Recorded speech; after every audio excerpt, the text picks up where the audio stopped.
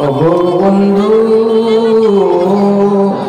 ওগো আমার দিন দরদি ভাই, দিবানিশি মরণ বলে চিন্তা করা চাই, চিন্তা করা চাই।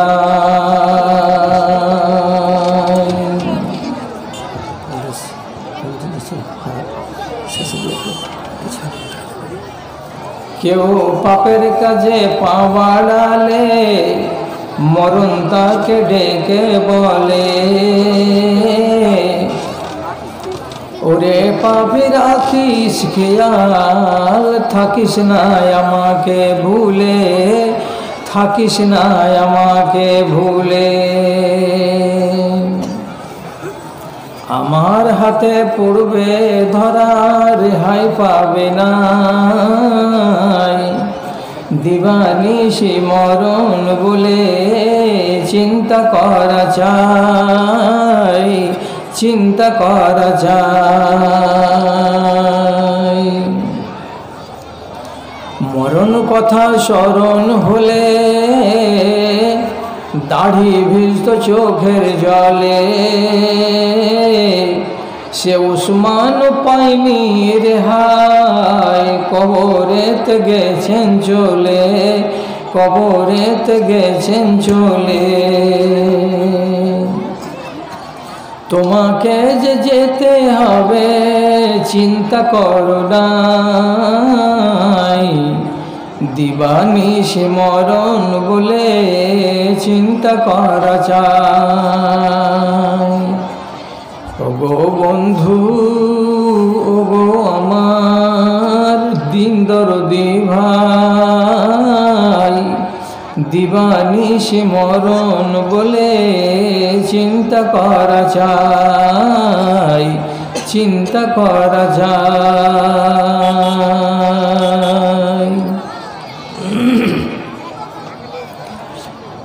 মাননীয় আজকের সভার সভাপতি সাহেব, সমবেত এই এলাকার বিভিন্ন প্রান্ত থেকে, বিভিন্ন গ্রাম থেকে, বিভিন্ন এলাকা থেকে মাদ্রাসার এক গাদা ভালোবাসা বুকে নিয়ে ও ইমানি জজবাকে সাথে নিয়ে উপস্থিত বিভিন্ন শ্রেণীর, বিভিন্ন স্তরের ছোট এবং বড় আমার ভাই ও বন্ধুগণ তথা মজলিসের এক পাশে বসে থাকা এই সমস্ত আমার স্নেহের মা ও ভগ্নীগণ, আরম্ভ মাত্রই আল্লাহ রাব্বুল আলামিনের শুকর গুজারি করি যে অল্প দিনের ব্যবধান ঘুচিয়ে আবার জীবনের এই পড়ন্ত বেলায় আপনাদের সামনে এসে উপস্থিত হতে পারলাম।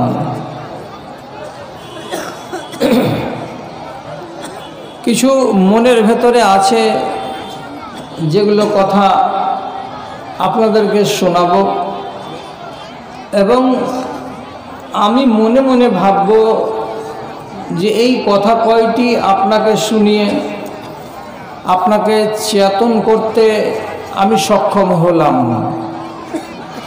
যদি আপনার মনের মণিকোঠায় আমার কথাগুলো একটু জায়গা পায়, তাহলে আমার মেহনত কাজে লেগেছে বলে আমি আনন্দ প্রকাশ করব। আর যদি আপনার মনে রেখাপাত না করে, তাহলে অন্তত এইটুকু আশা যে আমি আমার বয়ানের ভেতরে কোনো দিন বাইরের কথা বলি না, কোরআন এবং হাদিসের কথা আলোচনা করি। সেই হেতু কোরআন ও হাদিসের কথা বলে আমি নিজেকে একজন ভাগ্যবান বলে দাবি করব এবং আল্লাহর কাছে কিছু সওয়াবের আশা রাখব। বন্ধুরা,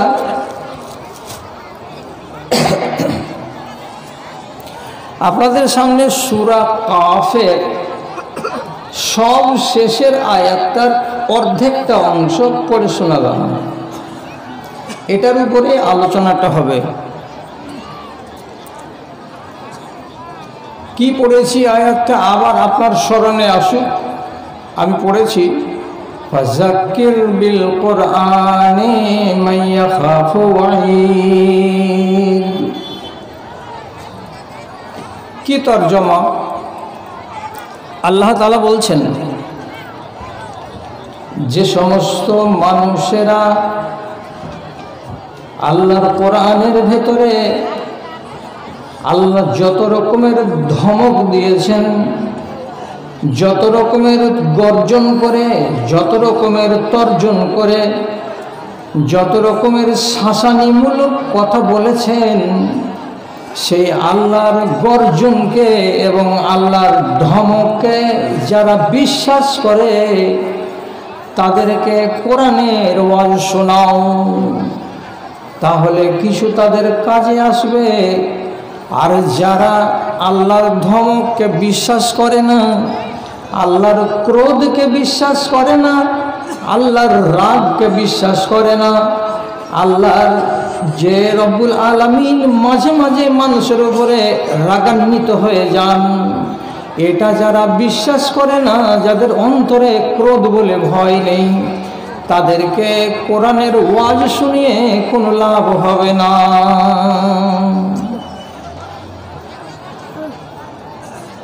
তাহলে আপনার মনে যদি আল্লাহর ক্রোধ বলে ভয় থাকে, আল্লাহর ধমক বলে ভয় থাকে, আল্লাহর চমক বলে ভয় থাকে, তাহলে কোরআনের কিছু কথা শুনুন, কাজ দিবে। আর যদি মনের ভেতরে এই জিনিসটা না থাকে, তাহলে আমি কোন কথা, আমার চাইতে বড় কোনো বুজুর্গ, কোনো পীর সাহেব এসে যদি আপনাকে সারা সারা রাত বয়ান করে, তো আপনার মনের পরিবর্তন ঘটবে না। এই জন্য উর্দুতে একটা কথা আছে যে মহিষের সামনে যদি কেউ মিষ্টি সুরে বাঁশি বাজায়, তো মহিষ জীবনে কোনোদিন শিং নাড়ে না, কান নাড়ে না। বাঁশিতে যে কি সুর আছে, সেই সুরের অনুভূতি মহিষের মনে এবং তার মেজাজে আসে না, এই জন্য সে মাথা নাড়ায় না। তেমনি মানুষ যদি কি করে, কোরআনের ভেতরে যে আল্লাহ তাআলা চমক ধমক দিয়ে রেখেছেন সেগুলোকে বিশ্বাস না করে, তাহলে পরের কথাগুলো তার অন্তরে রেখাপাত করবে না। এটা তো পড়লাম কোরআনের আয়াত। এবার আক্ষেপের সাথে আপনাদের সামনে একটা পড়ে শোনাচ্ছি হাদিস। হাদিসটাকে নকল করেছেন ইমাম মালিক রহমতুল্লাহ আলাই কিতাবু জোহদের ভেতরে। কি আছে তাতে? হযরতে আবুল আলিয়া রাদিয়াল্লাহু তাআলা আনহু বলছেন, সাইয়াতি আলান নাসে জামানুন তাখরুবু কুলুবুন নাস মিন হালাওয়াতিল ঈমানি ওয়াল লাজ্জাতিহি। কি বলেছেন হাদিসের ভেতরে? একদিন মানুষের সামনে এমন একটা সময় আসবে, সেই সময়ের মানুষগুলোর হৃদয়গুলো, অন্তরগুলো একেবারে ফাঁকা হয়ে থাকবে, বিরান হয়ে থাকবে। কোরআনের মোহাব্বত তাদের ভেতরে যারা পরিমাণে পাওয়া যাবে না, কোরআনের ভালোবাসা তাদের হৃদয়ের ভেতরে খুঁজে বের করতে পারা যাবে না।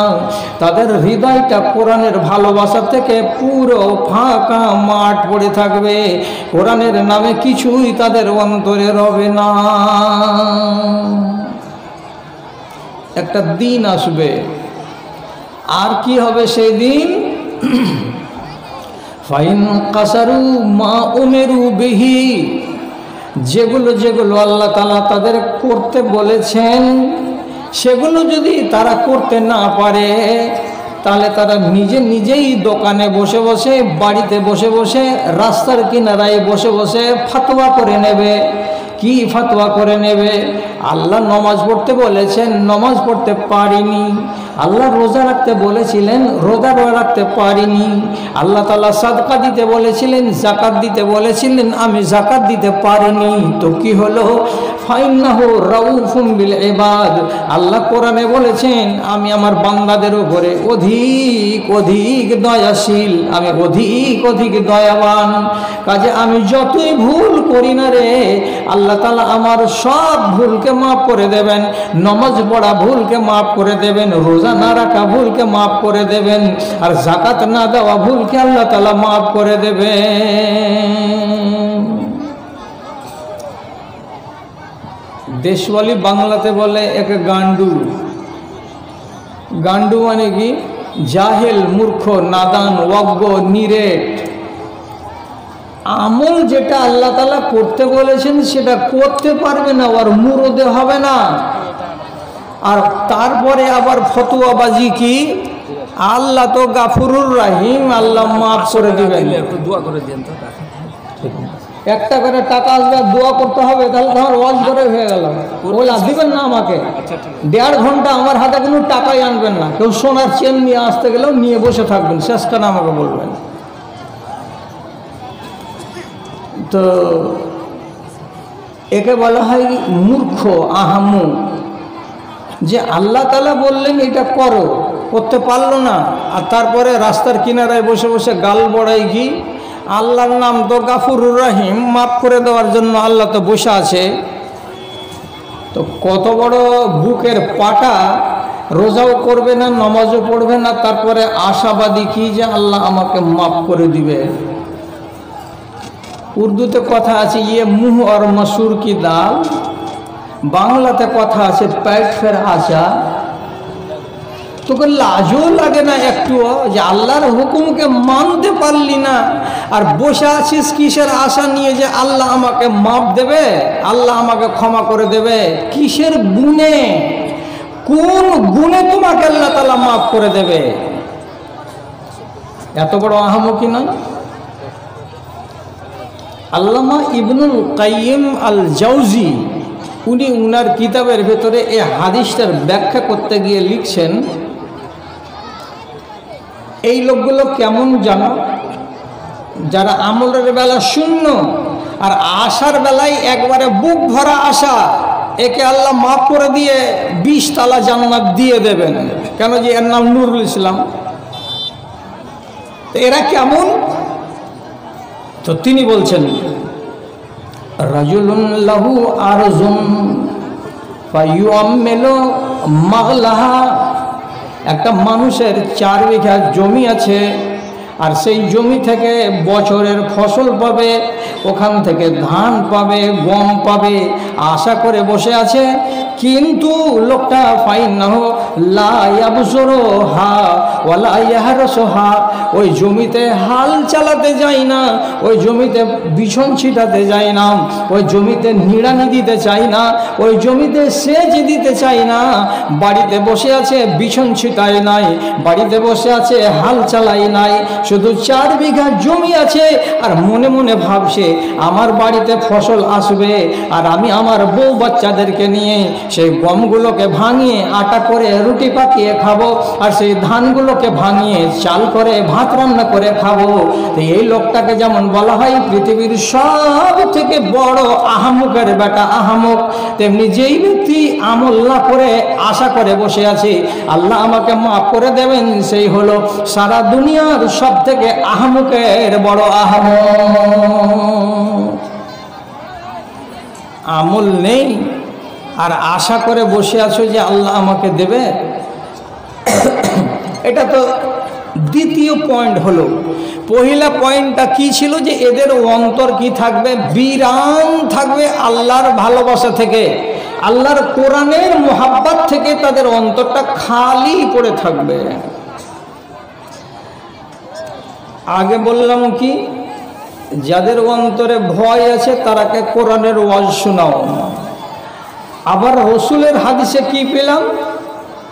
যে এমন একটা সময় আসবে যে অন্তর বিরান পড়ে আছে, কোরআনের ভালোবাসা বলতে কিছুই নেই। তাহলে এবার কেমন হলো, একদিকে একরকম আর একদিকে আর এক রকম, দুদিক থেকে তো টক্কর লেগে গেল। তাহলে ওয়াজ শোনাবো না বাদ দিয়ে দেব? শোনাবো তো কাকে? শুনবে কে রে বলবো কারে, শুনবে কে রে বলবো কারে, আছে কাহার জিন্দা প্রাণ। বলবো কারে শুনবে কে রে, আছে কাহার জিন্দা প্রাণ। মানুষগুলো মরে গেছে, বেঁচে আছে জাত শয়তান, বেঁচে আছে জাত শয়তান। দু রকমের কথাই এলো। আর একটা কথা বলছি, কলেজার ভেতরে হাল চলে যাবে যদি বিন্দু পরিমাণে ঈমান থাকে। কলেজাকে কেউ যদি আঁচিড়িয়ে দেয় তো যেমন কষ্ট হয়, তেমনি ঈমান থাকলে কষ্ট হবে, যেটা হাদিস আবার বলতে যাচ্ছি।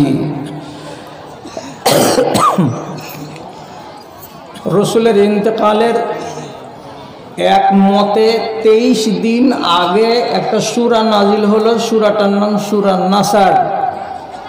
যতটি লোক আমার সামনে আছেন সবারই মুখস্থ আছে। কি? ইজা জাআ নাসরুল্লাহি ওয়াল ফাতহ ওয়া রাআইতান নাসা ইয়াদখুলুনা ফি দীনিল্লাহি আফওয়াজা।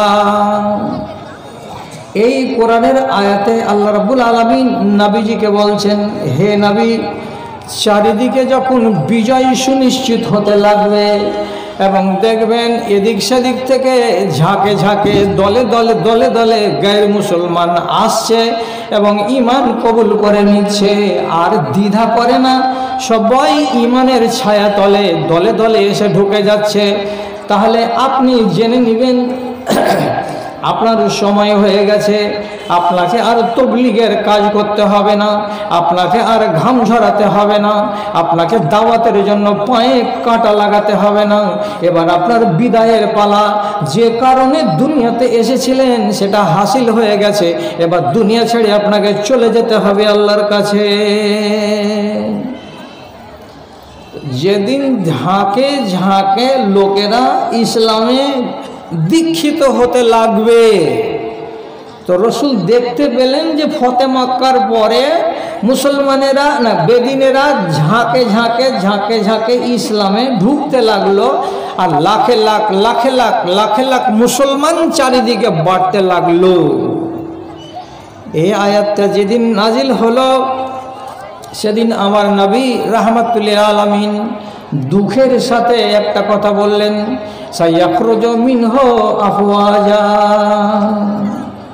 ও মানুষেরা শুনে রেখো, আজ যদি দুনিয়ার মানুষেরা দলে দলে ঝাঁকে ঝাঁকে ঈমানের ছায়া তলে আসে, তাহলে আবার একদিন 200 বছর পরে, 400 বছর পরে, 1000 বছর পরে, 1500 বছর পরে পরিস্থিতিটা কি দাঁড়াবে?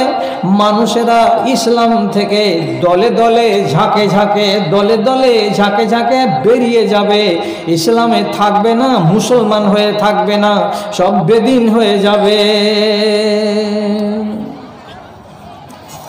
সেদিন বেদিন ছিল, দলে দলে এসে দিনদার হলো, আর 1400 বছর পরে আবার এই দিনদারগুলো ইসলামকে ঠেলে ফেলে দিয়ে এখান থেকে পালিয়ে যাবে বেদিনের দিকে।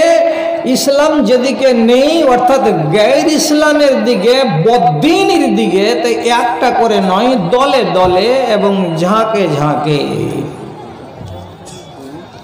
কত দুঃখের কথা এটা। দলে দলে বেরিয়ে যাবে ইসলাম থেকে, এমন একটা দিন চলে আসছে। এবার 3টা আপনাদের সামনে কথা আমি বললাম, একটা কোরআনের আয়াত বললাম আর 2টা হাদিস বললাম। এই ত্রিমুখী কথাটাকে সামনে রেখে আপনার সামনে আমার জিজ্ঞাসা, সেই সিচুয়েশন কি চলে এসেছে আমাদের দেশে যে ইমানদার আমাদের দেশ থেকে আউট হয়ে গেছে, বেঈমান বেড়ে গেছে, যাদেরকে আমরা আব্দুল সালাম, আব্দুর রহমান নাম দিয়ে মনে মনে ভাবছি এরা মুসলমানের বাচ্চা, অথচ নবীজির হাদিস মূলে এরা ইসলামের সীমানা থেকে কোন দিন আউট হয়ে গেছে, সেই পরিস্থিতি কি সামনে চলে এসেছে না আর 100 বছর পরে আসবে, এইটা আমাদের এখন জানা দরকার। দেশকে রক্ষা করে কে? মিলিটারি, সৈনিক। ভারতবর্ষের মিলিটারিদেরকে বলা হয় বিএসএফ, আর বাংলাদেশের গুলোকে বলা হয় বিডিআর। বাংলাদেশের রাইফেল আর ভারতের গুলো হলো কি বিএসএফ, বর্ডার সিকিউরিটি ফোর্স। তাহলে দেশকে রক্ষা করার জন্য মিলিটারি, আর আল্লাহ যে এত বড় শরিয়ত আমাদের সামনে এনে দিলেন, তো একে রক্ষা করার জন্য মিলিটারি কোথায়?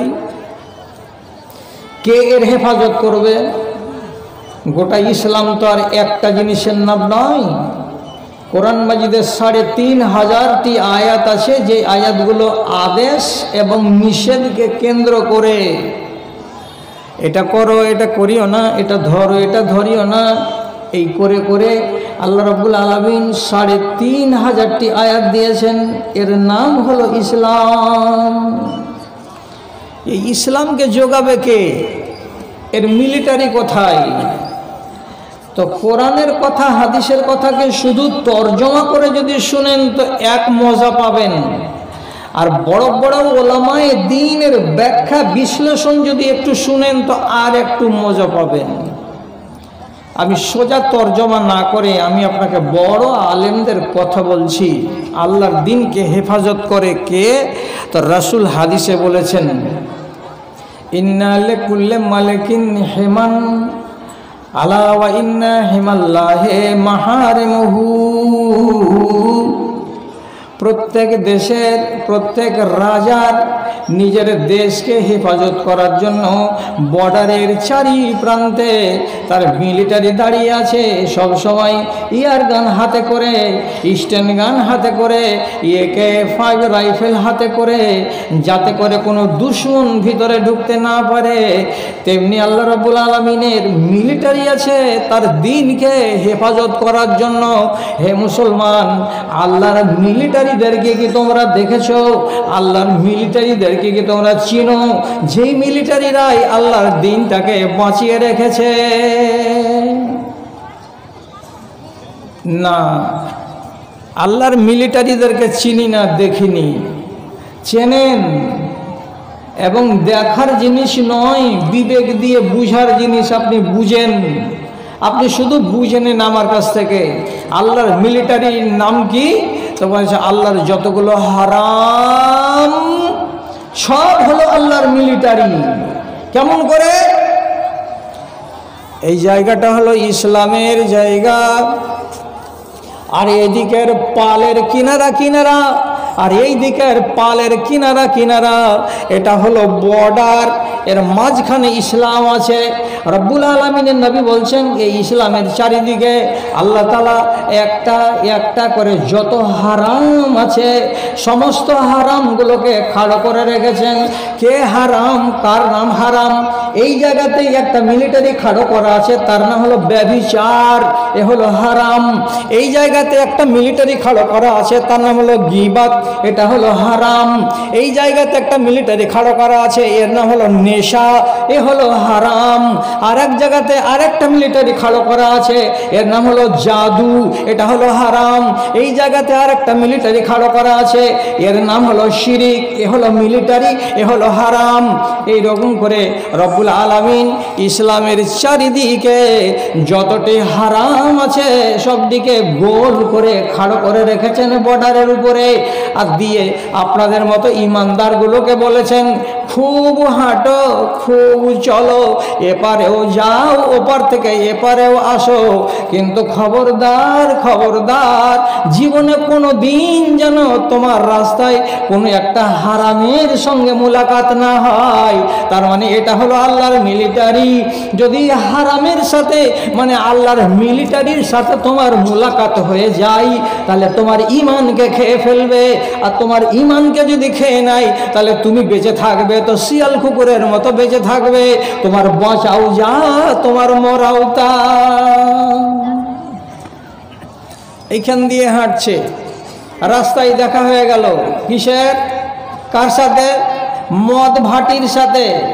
ওখানে ঢুকলে, বোতল হাতে করলে, এই ঠিপি খুলে গট গট করে যদি ফেলে দেওয়া যায় তো নেশা হলো হারাম, হারাম হলো আল্লাহর মিলিটারি, আল্লাহর দিনের যোগানদার।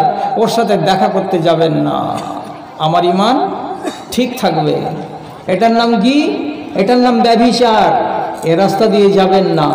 কোনো নারীর সাথে যদি দেখা হয় তাহলে তার সংস্রবে গেলে আমার ঈমান দুর্বল হবে। তার শারীরিক সম্পর্ক যদি আমি তার সঙ্গে জড়িয়ে যাই তাহলে আমার ঈমান নষ্ট হয়ে যাবে। এই মিলিটারির নাম হচ্ছে হারাম। এই হারামের সাথে যদি আমি মুলাকাত করি তাহলে আমি পঙ্গু হয়ে যাব। তাহলে ঈমান বেঁচে আছে কাকে দিয়ে? হারামকে দিয়ে। হারামের সাথে কোনো মুমিনের জন্য মুলাকাত না হয়। হারাম কতটি আছে সবটি আপনাদের জানা। এবার আপনাকে শোনাবো তা কি, মানুষের অন্তরে কোরআনের ভালোবাসা নাই। এটা আপনাকে 10 মিনিট আগে হাদিস শুনিয়েছি।